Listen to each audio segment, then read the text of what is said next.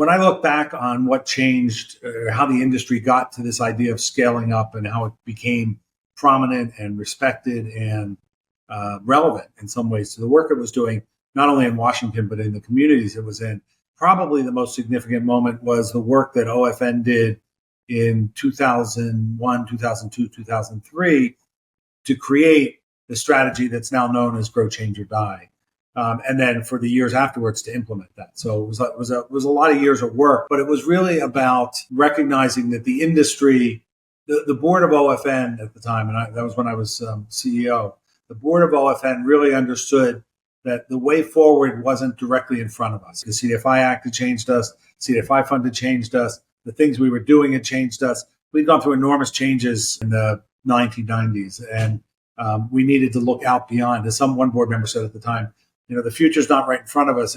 It's over the horizon, with a hard right, then a big left, and then down the street, into an alley, and upstairs, and through an exit door, and through a couple rooms, and then behind a mirror. Right? It was just we had to figure that out, and we didn't know where we were going.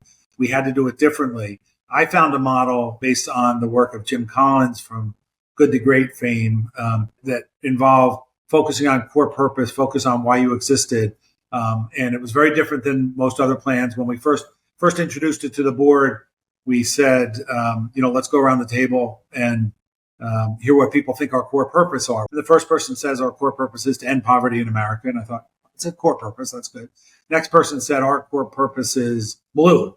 And somebody else said, we don't talk about poverty in what we do. So that can't be our core purpose. And as we went around the table, it was really clear that people were not on the same page and that we were going to have to do a fair amount of work, which we did, because it took another 2 months before we got to a core purpose. And but when we got around the table, the first person who spoke said, see, we all agree. And I remember thinking literally at that moment, I need to get a new job. I can't do this.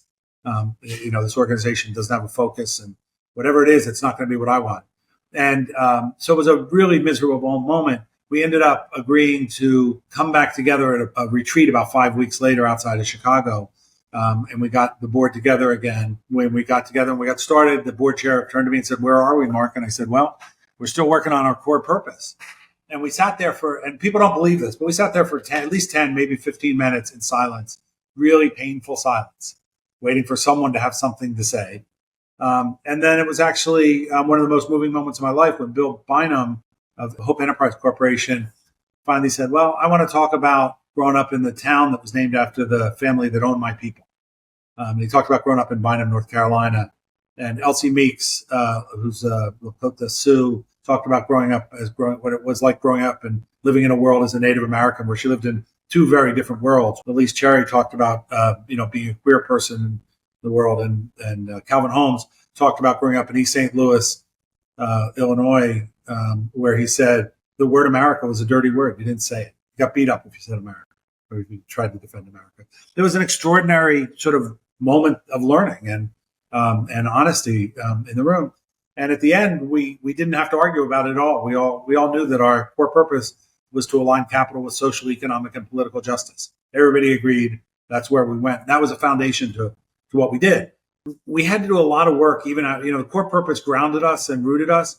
But we had to do a lot of work, and the board was really itchy about what are we actually gonna do. And in fact, just yesterday, I found the PowerPoint I had prepared. It's a 60-page PowerPoint for the board about what that actually meant in each of the areas we're working, what had to change, how we're going to do them differently. We reviewed all that we had been through, core purpose, core values, mission, all that sort of stuff.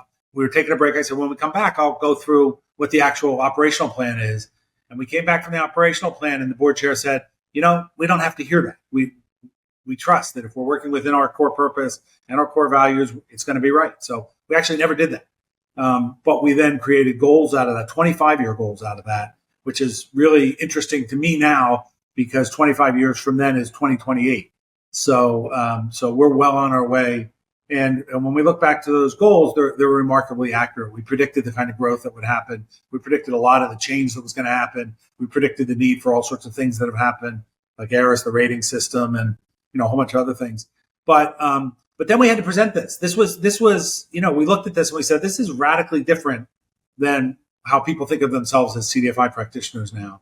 And we need to help them understand that we want to honor that and we need to change. And I don't remember what the plan was actually called, but we had referred to it as, and we used language in the report about strategy. It's just basic language about strategy. Strategy is about growing, changing, or dying, right? And if you don't adapt, you're not going to. And something we'd had training sessions on before, but it came across like a bazooka. I don't know what else to say. So we introduced that in 2003 at the OFN conference in New York as an opening plenary that was called Grow, Change, or Die. And we had the good sense to not let me present it because I'm not very nuanced about things like that. And Adina Abramowitz actually led the presentation of that along with a couple board members.